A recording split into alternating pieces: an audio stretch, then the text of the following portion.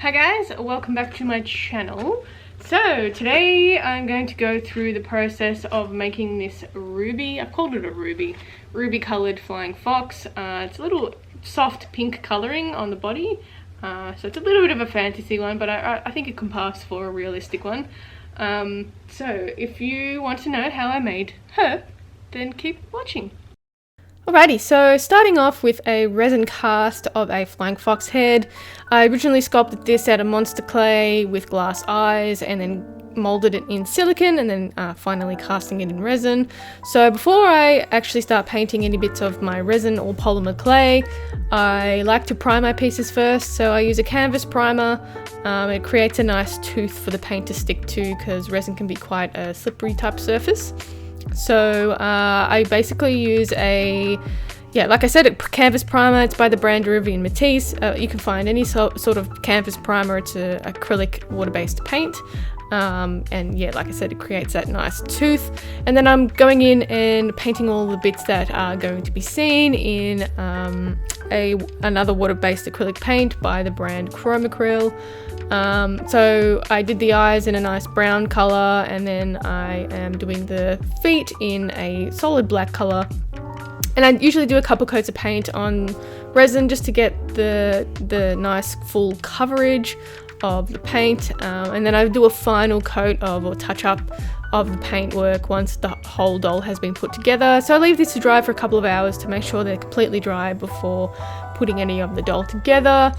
So once I'm happy with that, I can leave it aside, let it dry, and I can move on to making the body. So I predominantly, I always use faux fur to make bodies. Sometimes I might use like a minky fabric if the animal or the creature has like really thin or kind of like horse-like texture or fur. But for this one, I'm using a short pile faux fur, and I'm just drawing out the pattern on the backing of the fabric. And I've made plenty of these flying fox dolls, so I'm pretty familiar with the pattern and what bits I need to add and subtract and change to make the doll the way I want it. So I'm just drawing it up on the back with a little grey lead and just sketching some little bits that I think need to be changed or I want to add a little bit. So it's usually around the arm area just to make that little muscle joint a bit more pronounced. And then I'm going to go ahead and cut out just a large section of the fabric here, and then I can go and take it away and cut out the pieces later on.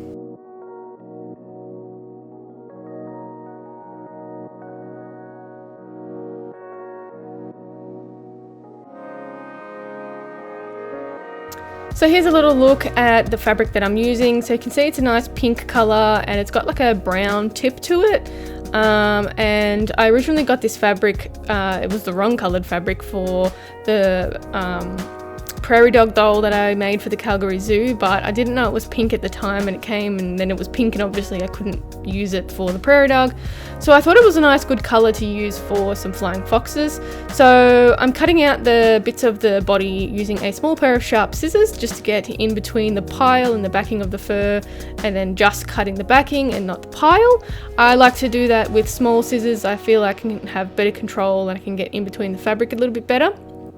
Rather than using really big fabric scissors that tend to cut the pile. So with this body, it's only a two-piece body, which isn't really difficult at all to put together. So I really like doing two-piece bodies because they're quite quick to cut out and sew up. So basically what I'm doing with these flying foxes is pinning them together, and then I'm going to be sewing up little bits and pieces on the sewing machine. These flying foxes do have a lot of hand sewing with them just because of the nature of the wings.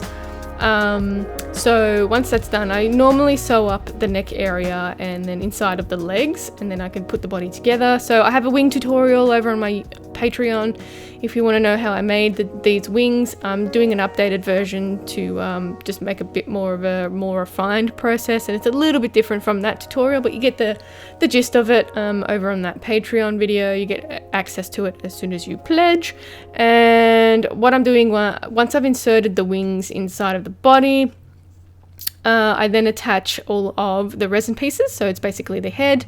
I'll then glue the neck to the resin, so it's a nice solid base, and then I can sort of pull the fabric around where it needs to be pulled. And then the the lots of sewing can commence. So I use a ladder stitch when I'm sewing the fabric together.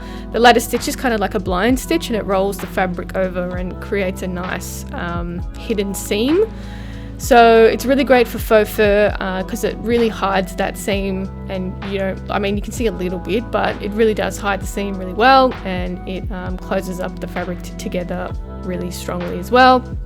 So once that's done, I can add some polyfill inside of the doll, and once that's all sewn up, I can start attaching the final bits of the faux fur to the resin.